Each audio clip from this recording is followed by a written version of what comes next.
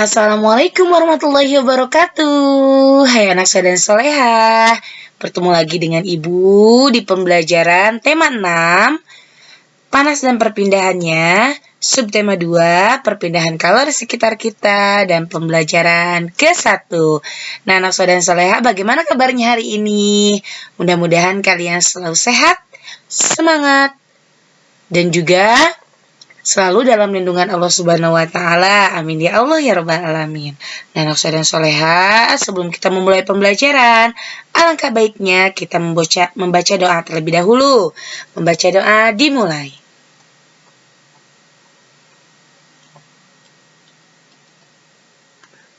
Membaca doa selesai. Nah, anak soleh dan soleha, hari ini kita akan belajar tentang subtema kedua ya, perpindahan kalori di sekitar kita. Nah, seperti yang kita pelajari pada subtema yang sebelumnya, bahwa kalori itu adalah panas. Nah, apa saja ya kegiatan perpindahan kalori yang ada di sekitar kita?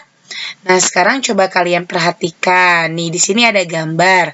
Ada Siti dan ibunya sedang berada di dapur. Coba kira-kira apa yang Siti dan ibunya lakukan di dapur ya? Kita simak sama-sama. Nah, hari ini Siti libur sekolah. Siti dan ibu memasak bersama di dapur. Siti membantu ibu membuat tumis kangkung kesukaannya. Nah, sebelum membuat tumis kangkung, ibu meletakkan dulu wajan di atas kompor, kemudian menyalakan api kompor. Nah, tidak berapa lama kemudian, ibu menuangkan sedikit minyak goreng ke dalam wajan. Siti diminta menunggu wajan tersebut sampai minyak goreng di dalam wajan itu panas. Tak berapa lama timbul gelombang kecil dalam minyak goreng. Saat itulah Siti tahu bahwa minyak goreng itu telah cukup panas. Siti pun memasukkan bumbu-bumbu yang sudah dipotong di dalam wajan.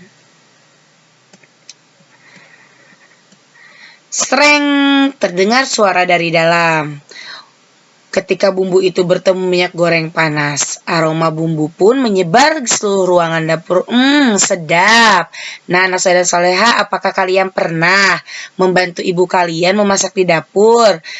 Nah, apakah yang Siti lakukan sama dengan apa yang kalian lakukan agar mengetahui panas minyak?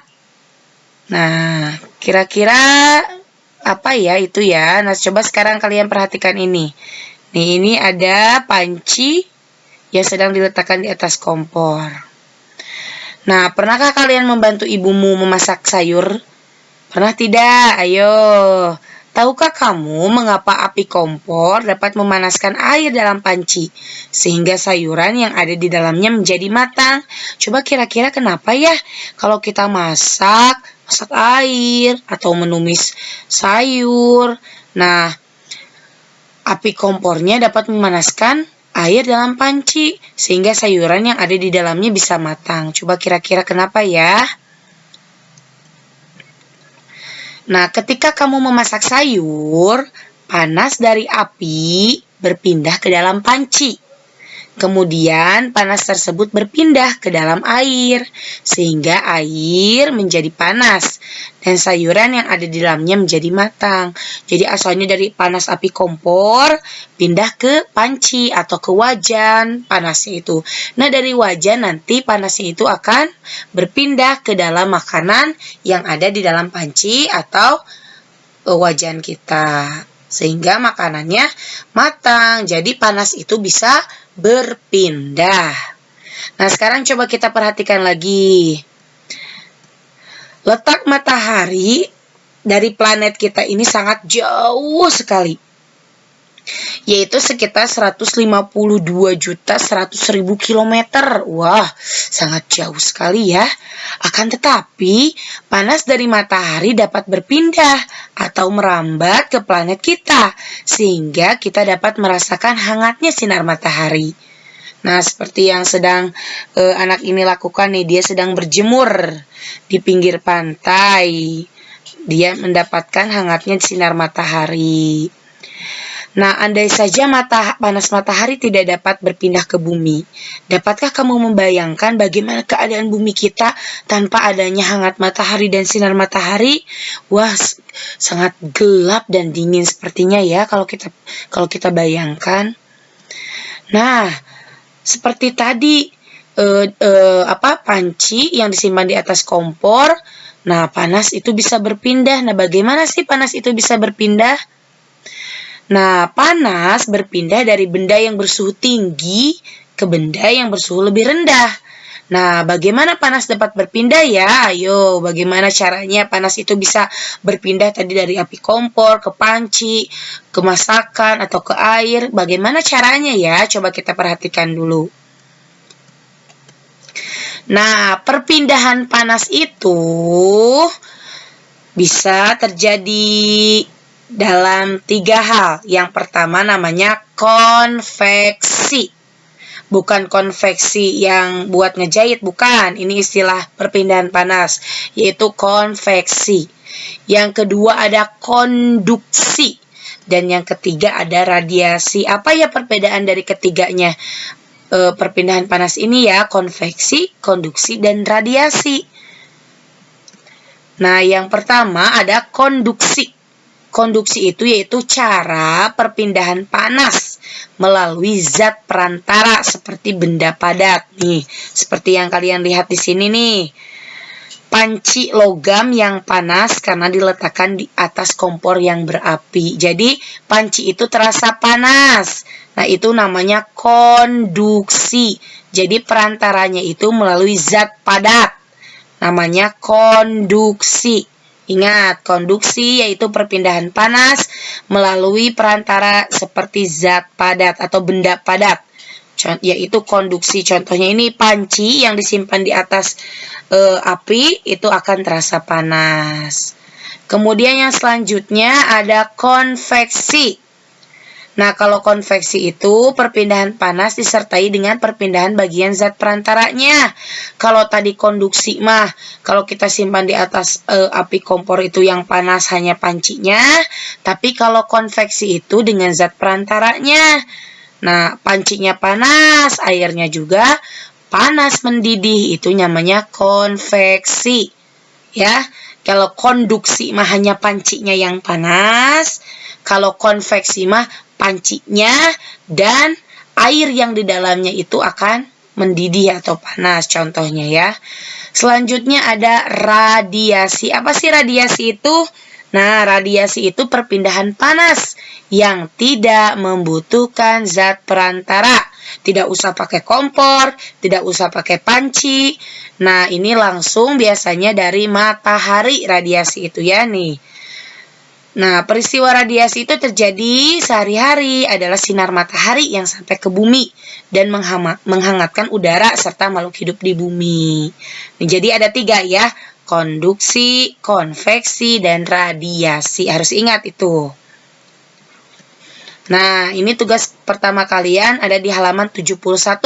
Sebelum mengerjakan halaman 71 dibaca dulu yang bacaan halaman 69 dan 70. Nah, masih ingat ya kalian dengan cara menemukan kata kunci? Nah, di pembelajaran sebelumnya sudah ada bagaimana cara menentukan kata kunci. Nah, kalian hanya tinggal menentukan kata kunci dari paragraf 1, 2, dan 3 saja. Nah, setelah kalian menemukan kata kunci, kalian sekarang cari arti dari kata-kata tersebut. Misalkan ada api, apa sih api itu artinya? Dan buatlah kalimatnya.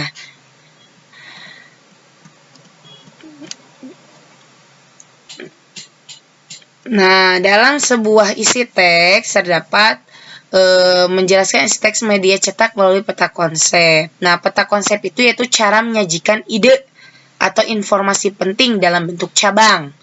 Pada peta konsep, informasi penting dihubungkan dengan informasi lain yang ditulis dalam bentuk kata kunci atau gambar.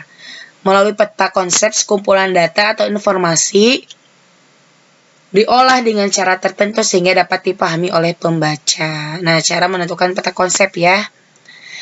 Nah, kemudian tugas yang ketiga yaitu berdasarkan bacaan perpindahan panas dan kalor di halaman 72. Nah, kalian sekarang coba buatlah peta konsep seperti ini. Ada Sebutkan perpindahan panas atau kalor. Tadi yang Ibu sudah sebutkan, ada perpindahan panas kalor itu ada 3. Juga dalam bacaan juga ada. Nah, kalian tinggal menuliskan saja. Nah, sekarang kita akan membahas tentang konduksi. Nah, konduksi itu tadi seperti yang kalian tahu ya, cara perpindahan panas tanpa disertai perpindahan zat perantaranya. Jadi, hanya energi panasnya yang berpindah tadi dari api kompor pindah ke panci. Juga terjadi pada zat padat. Nih, api kompor ke panci. Nah, pernah nggak kalian misalkan pegang besi? Nah, besi itu kalian simpan di atas kompor atau di atas api. Apa yang kalian rasakan? Nah, pasti kalian merasakan si besi tersebut akan lama kelamaan akan terasa panas. Nah, itu merupakan peristiwa konduksi. Jadi, perpindahan panas zat perantara.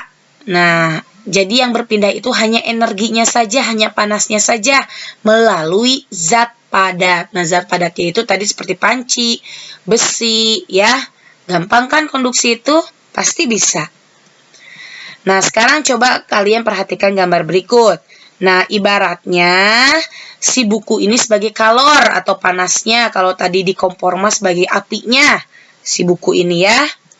Nah, sementara orang-orang yang ada di sini ada Udin, Beni, Edo. Nah, sebagai zat perantara. Nah, zat perantara. Nah, sekarang ketika kamu dan teman-teman memindahkan buku dari Edo ke Udin, ke Beni. Nah, ya. Yang berpindah hanya bukunya saja, hanya panasnya saja. Ya. Sementara kamu diam, tidak bergerak. Jadi yang bergerak, yang berpindah itu hanya kalornya saja, panasnya saja. Hanya buku ini saja yang berpindah. Ya, kamu dan temanmu tetap diam di tempat, tidak berpindah. Begitu pula dengan peristiwa konduksi.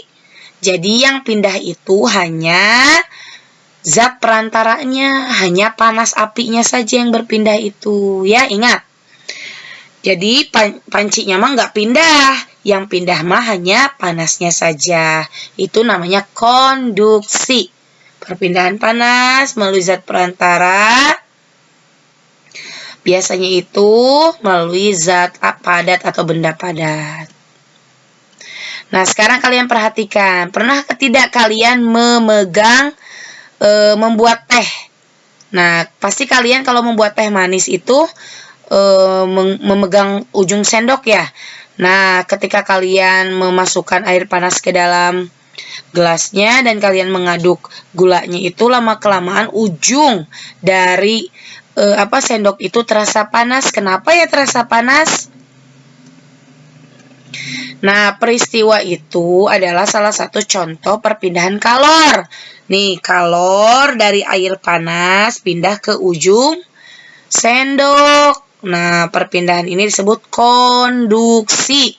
Jadi yang pindahnya itu hanya panasnya saja.